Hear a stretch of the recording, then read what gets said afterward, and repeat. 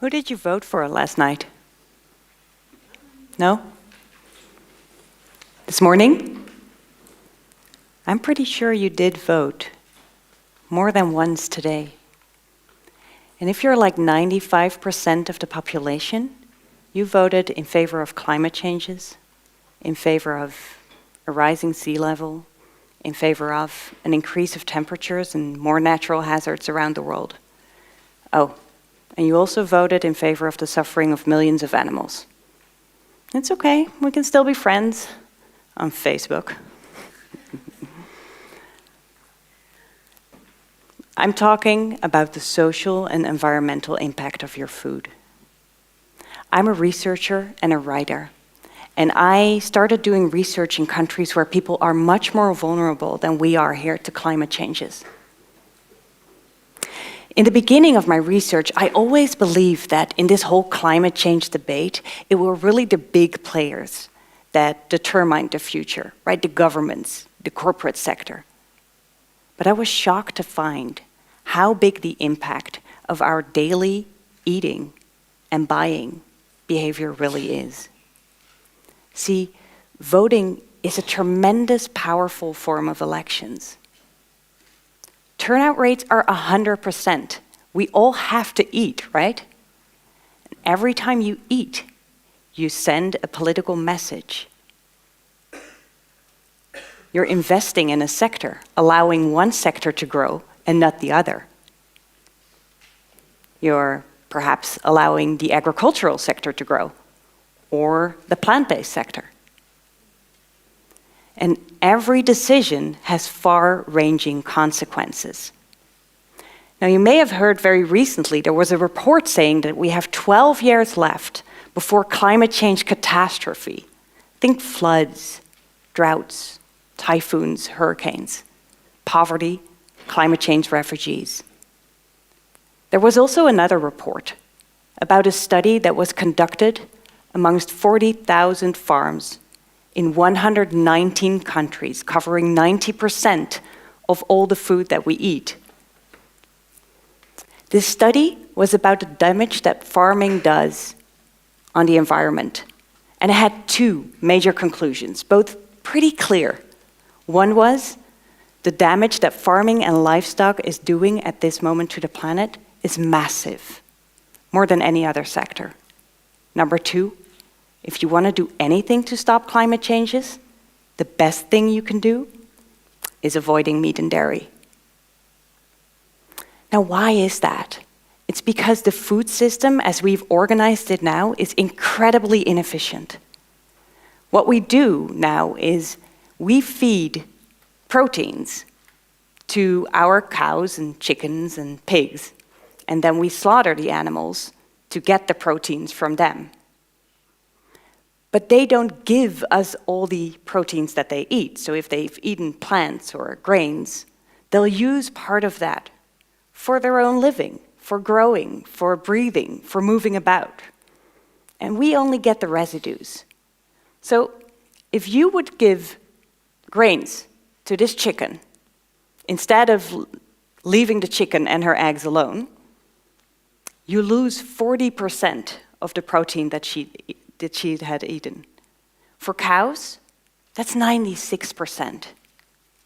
Would you allow that type of waste in any other aspect of your life? Probably not.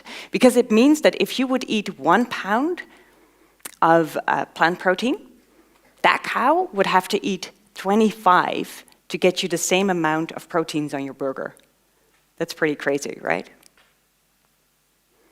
So avoiding meat and dairy is really the most efficient thing you can do at this moment to reduce your impact on the environment.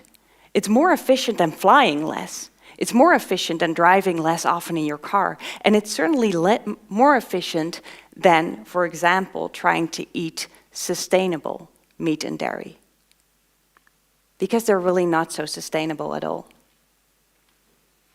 If we compare so-called grass-fed beef, you know, the stuff you get in eco-conscious restaurants nowadays, with proteins that you could get from, say, a pea, you see that the grass-fed beef is still responsible for 6 times more greenhouse gases and 36 times more land use. Now, a couple of years ago, scientists already predicted that if we would stop producing meat and dairy, we could still feed the world, but we would use 75% less land, and we would pollute much less. So for some people, this idea is confusing and terrifying. For me, this is incredibly powerful, because I believe that if we become aware how much power we really have just by eating, we can start to align what we eat with our wish for the future. I've lived in Greenland, where the ice cap is melting, causing sea levels to rise. And I've lived in Indonesia, where slum dwellers get flooded more and more often. You and I, we live in exciting political times. We are the generation that may stop climate changes just in time. Radical change is needed, and radical change is already occurring. The vegan movement is the biggest growing social movement worldwide at this moment. And let me briefly say something about this word vegan, because I know it's going to put people off, and I get that, because people associate the word vegan with a diet. Veganism is not a diet. You can eat yourself a heart attack on those meat substitute burgers.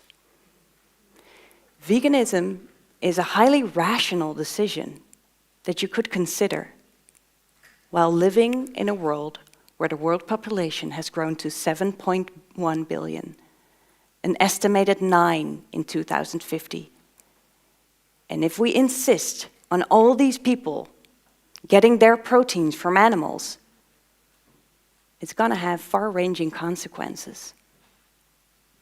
Not just for my future, or for the guy sitting next to you, but also for their future. Experts are already predicting that eating meat might be banned within this generation. Now, if I say experts, I'm not talking about the climate scientists. I'm talking about people who you may least expect to support this movement. Bill Gates, the founders of Twitter, they're already investing in companies that are creating meat substitutes. Becel, Dutch margarine brand, just released their newest commercial, stating that plants are the new cows. McDonald's is anticipating that in 15 years from now, all of their snacks might be vegan. In the 90s, only a few million people worldwide did not eat meat and dairy. In 2015, an estimated 750 million called themselves vegan. And of course, not everybody is into this movement for political ideology, right? If we talk about companies, well, they're probably also in the trend because they see that the trend is lucrative and they don't want to miss out. And likewise, what you ate this morning probably wasn't just determined on your political view or your view for the future. Probably you just ate what was available or what you felt like eating. But to them, the effects were all the same. Every time you're about to attack a burger because you're hungry, even if you're not thinking politics, you're voting for a certain future. If you're busy making a photo to post on your Instagram from your beautiful green juice, you're not just voting, you're telling the whole world who you voted for. And if you're one of these people who thinks politics should never be discussed at the table, you're voting nevertheless, because that's the thing with eating. You don't have to say it out loud. You don't even have to think about it. It's right there in front of you, on your plate. Now this label, veganism, might soon become redundant. We don't triumph ourselves nowadays for being omnivores or carnivores, right?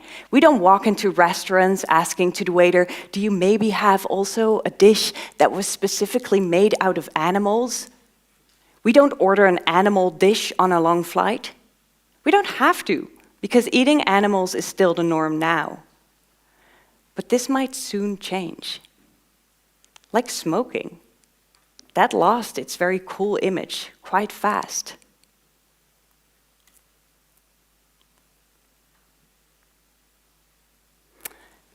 You determine which sectors will grow and which cannot. You vote for certain companies to develop and for others to stop. You vote whether sea levels will increase, temperatures will rise, and more natural hazards will follow. And I really hope my talk has made you hungry, because we've got elections coming up. Thank you.